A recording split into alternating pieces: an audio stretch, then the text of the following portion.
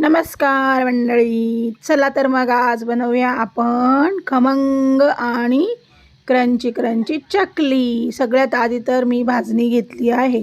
त्यात मी गरम तुपाचं तेलाचं मोहन टाकलं, नंतर गरम पाणी टाकलं आणि पिठाचा एकदम सैल असा गोळा मळून ठेवला। त्याच्यानंतर मी कढईत तेल तापायला ठेवलं, चकलीचा सोऱ्या घेतला, त्याला आतून तेल लावलं, पीठ भरलं आणि चकली करायला सुरुवात केली।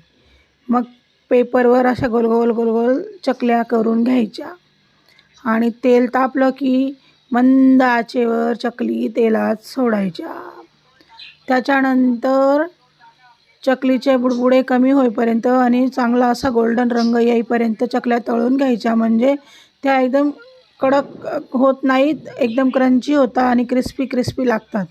त्याच्यानंतर मी परत उरलेल्या पिठाच्या चकल्या करून घेतल्या आणि त्याच्यात नंतर पुन्हा त्या सगळ्या व्यवस्थित तळून घेतल्या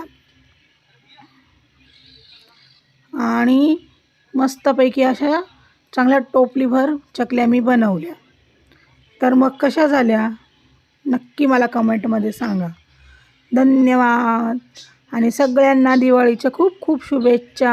हॅप्पी दिवाळी सगळ्यांना। या चकली खायला।